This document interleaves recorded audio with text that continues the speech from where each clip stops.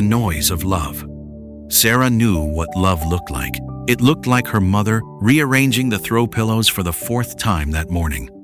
It looked like her sister standing in the kitchen doorway holding a casserole dish with both hands, eyes raw and red, waiting to be told where to put it. It looked like her husband, Daniel, checking his phone every few minutes, not for messages, but because he didn't know what to do with his hands. Love, Sarah had learned, was very loud.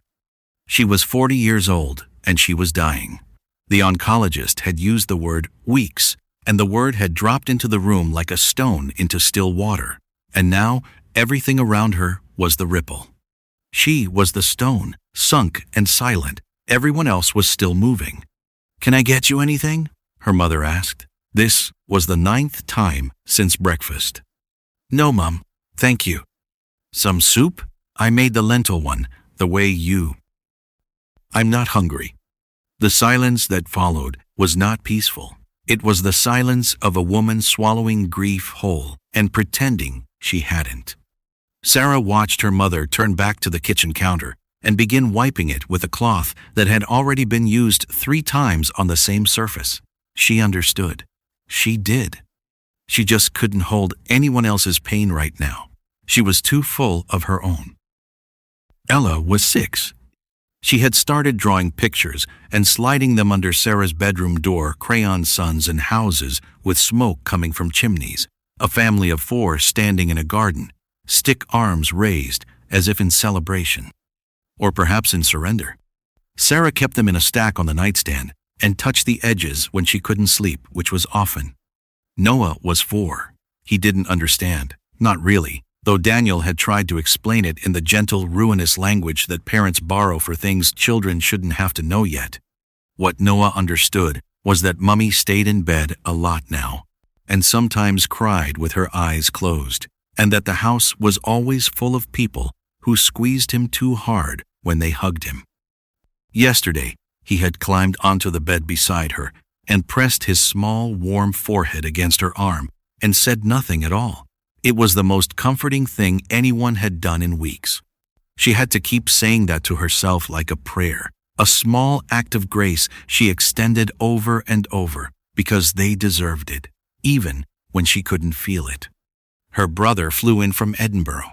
He stood in the doorway of her room holding a bunch of flowers, pink roses, and his face was doing something complicated and terrible, and she could see him trying to hold himself together for her sake, which meant she had to hold herself together for his sake, and she was so tired of holding things together. "You look great," he said. She almost laughed. "You're a terrible liar, Rob."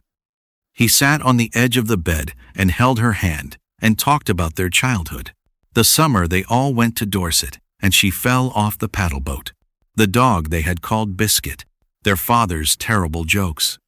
She listened and smiled when she was supposed to, and tried to be present, truly present, but part of her mind kept sliding away to a room without anyone in it. A room with a window and light and quiet. Only quiet. What she wanted, what she could not say out loud because it would devastate every single one of them, was to be alone. Not lonely, not abandoned, just alone. In the way that a person needs to be alone when they are trying to understand something enormous. She had weeks. She was trying to find a way to hold that. To look at it directly without flinching.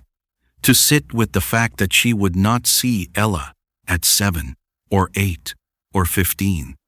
That she would not be there when Noah started school in September, when he learned to read, when he cried over his first heartbreak, and needed someone who knew how to love him in the specific way that only she knew. She couldn't do any of that with people in the room. One afternoon, when Daniel had taken the children to the park and her mother had finally gone to rest, Sarah got up and walked to the back garden. She sat on the step in her dressing gown in the gray October light and breathed. The garden was ordinary, a patio, a lawn that needed cutting, a climbing frame the children had outgrown already, though she had insisted they keep it. She had always meant to plant more flowers along the fence. She had thought there was time. She sat with that regret for a while, not the climbing frame, not the flowers, but the general architecture of her life, the things she had deferred. She had thought there was always more time, and now there was a finite and dwindling amount, and she was spending it watching other people grieve. A pigeon landed on the fence and regarded her with its small orange eye and then departed. She thought about her children. She thought about who they would become without her. And it was the most precise pain she had ever felt, a pain that had edges, that she could trace with her fingers like a wound. She let herself feel it completely, without softening it, without anyone needing her to be brave. She sat in the cold and let the grief move through her like weather. And when she was finished crying, she felt, for the first time in weeks, something approaching peace. Not acceptance. She wasn't sure she would ever get there, but a kind of fragile, trembling stillness. She would write them letters. She had been putting it off because beginning felt like agreement, like yielding. But she would write them one for every birthday she would miss. One for graduations, one for the hard days, one to tell Ella what she was like as a little girl. One to tell Noah how he used to put his forehead against her arm like a small warm anchor. She would gather herself together and pour herself into pages, and they would have her, in that way, folded up and waiting. Daniel found her there when he came home. He sat down beside her on the step without saying anything, and the children were inside now. She could hear them through the glass, and she leaned her head on his shoulder, and he put his arm around her, and they were both quiet. "I need a little more quiet," she said finally. "I know everyone is trying. I know. But I need—" "I'll sort it," he said. "I love them.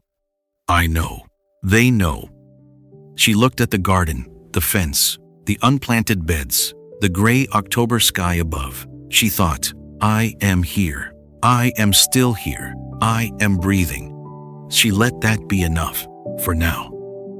She had weeks. She was going to spend them well.